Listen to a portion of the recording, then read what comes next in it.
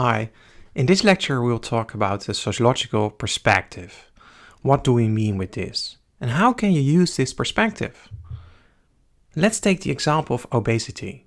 How can we understand this phenomenon? And what is the sociological perspective on this? Now suppose we have two persons, John and Kaito. John is obese, Kaito is not. What explains the difference between the two persons? Now, actually, you can take different perspectives on this. So if you take an individual perspective, then you focus really on individual causes. So, for instance, you can argue that the causes of John's extreme overweight are to be found in its individual characteristics, like his personal eating pattern, he's maybe eating way too much, or he doesn't have self-control, or maybe just bad luck. His genetics are not in his favor, and he's, prone to becoming obese. And then there's this other perspective, the sociological perspective. And it's really taking a different view on behavior and how it emerges. So if you take a sociological perspective, then you focus on social causes. So you look really at the social environment and the conditions in which people are embedded, right? Their environment. So this concept, the sociological imagination, was coined by C. Wright Mills, and it's actually the same as saying, I take a sociological perspective.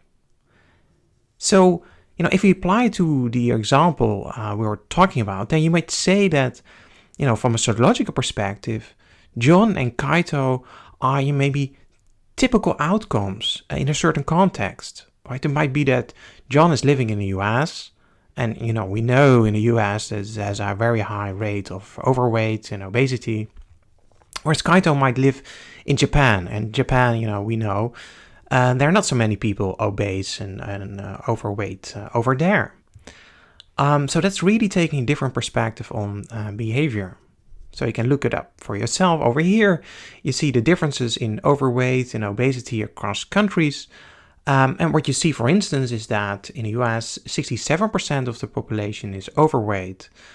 And then in Japan, it's only 26%. So sociologists would look at the social context and explaining behavior. That's the key point.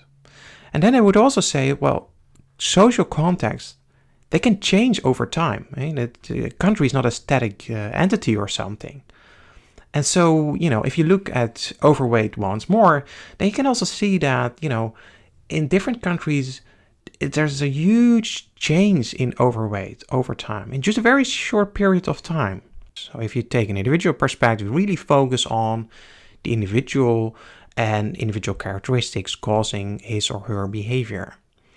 If you take a sociological perspective, we focus on the social context and the environment.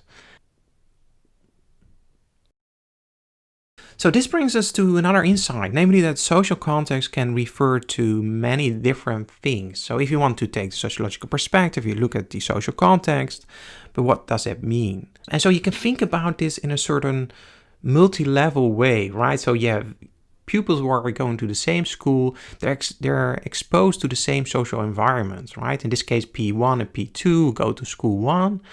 And so, what's happening in their school might affect their behavior. And then at the same time, they are also embedded or, living in the United States, right? Just an example, which means that not only they're affected by their school, but also the country in which they are living. And so they differ from, let's say, P5 and P6, pupil 5 and 6, who are going to a different school, but also are living in a different country. And so you might think about different levels, different conditions that play a role. So, so at the micro level, we have individuals, and they are embedded in the meso level and macro level. And meso level are, neighborhoods, organizations, families, schools, networks, and so forth. And all those social contexts affect our behavior. And beyond this, we have larger social contexts, right? So we have countries or even world regions or something like that. So the unique aspect of the sociological perspective is that it considers the role of the social context. And this perspective invites you to think deeper about individual causes of human behavior. And what are the ultimate sociological causes of behavior? And you can think of these causes playing a role at both the macro and meso level. And this means that we are affected by the country in which we live, but also by the school we attend, the neighborhood in which we live, the friends we have, and so forth. Taking such a sociological perspective helps us to understand the world.